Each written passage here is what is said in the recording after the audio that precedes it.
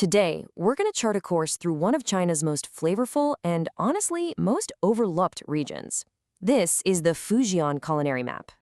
So, when you think of Fujian province, what comes to mind? Probably stunning coastlines, right? Picturesque mountains? Well, what if I told you its greatest treasure is actually hiding in plain sight on its plates? Yep, you heard that right. Fujian has been called a seriously underrated food province, and for a very good reason. From its shores all the way to its peaks, every single city has its own completely distinct culinary identity. So let's go on that tour, shall we? We're going to explore the unique soul flavor of 9 different prefectures, basically creating a map of tastes that is, well, it's pretty much impossible to resist. Let's get into it. Okay, so here's our game plan. We're going to start with a coastal tour hitting 4 cities. Then, we'll head inland for some absolute classics. And we'll finish up our journey with some hearty mountain flavors. Think of this as the legend for the amazing culinary map we're about to follow. First stop, the coast. This is the land of highway, which literally means the taste of the sea. And let me tell you, that's no exaggeration. This is where the ocean's bounty defines everything. The northern part of the coast really sets the tone. You've got Fuzhou with these incredibly complex, luxurious soups like Buddha jumps over the wall. We're talking a rich broth just packed with dozens of high-end ingredients. Or you've got Ruyan, which are these amazing savory pork wontons with a super unique wrapper. Then you go over to Ningde, and the focus kind of shifts to highlighting one single perfect ingredient, like in their yellow croaker noodles. But the one thing that ties it all together, unparalleled freshness. I mean, seriously, Ningde's whole reputation is built on seafood that is, and you gotta love this quote, so fresh, it's absurd.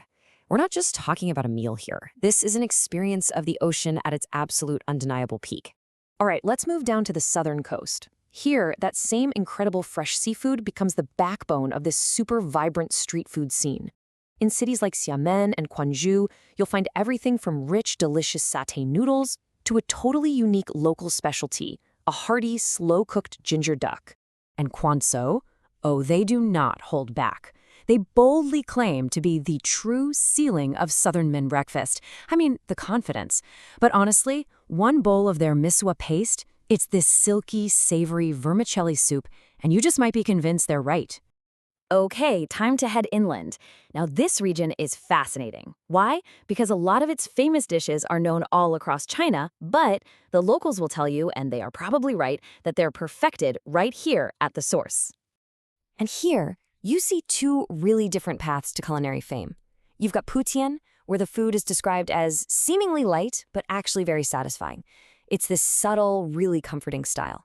Then you have Sanming, which is the proud origin of snacks that are famous across the entire country. Their local motto is basically, yeah, you've had it before, but you have never had it this good.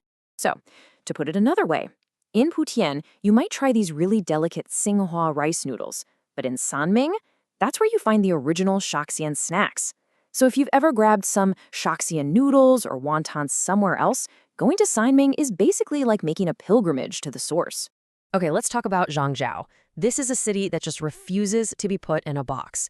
You could say its culinary superpower is its incredible range. It excels at both sweet and savory dishes with pretty much equal skill. And you can really see this versatility on full display. You can have a rich, savory bowl of lu mian, which is a kind of braised noodles, for lunch, and then later, cool down with a super refreshing 4-fruit soup for dessert. It's really no wonder people call it a must-eat destination, especially in the summer. And for our final leg, we're climbing into the mountains of western Fujian. This is Hakka country, and let me tell you, the food here tells a completely different story. It's a story of resilience, of warmth, and of these deep, earthy flavors. Up here, you can just forget about that light, fresh taste of the sea. Mountain cuisine is all about contrast. It's defined by rich, preserved ingredients and these slow-cooked methods that create deeply, deeply comforting, calorie-dense meals. I mean, it's perfect for a cooler climate and a life of hard work. And the dishes themselves really tell the story. In Nanping, you'll find this super hearty braised pork with dried bamboo shoots, a classic mountain pairing. Then, in Longyan, which is a real center of Hakka culture, you have staples like salt-baked chicken, cooked so slowly to preserve every last bit of moisture, and these incredible savory taro dumplings. These are dishes with real history, real substance. This one description of Nanping's food really just captures the whole region's philosophy. The thick, hearty taste of a mountain city. It's a flavor profile that's grounded, robust, and just full of soul. So there you have it, a journey all across Fujian's culinary map. We went from the absurdly fresh seafood of the coast to the hearty Hakka dishes of the mountains. We've seen 9 completely different soul flavors. So the only question left is, which one are you trying first?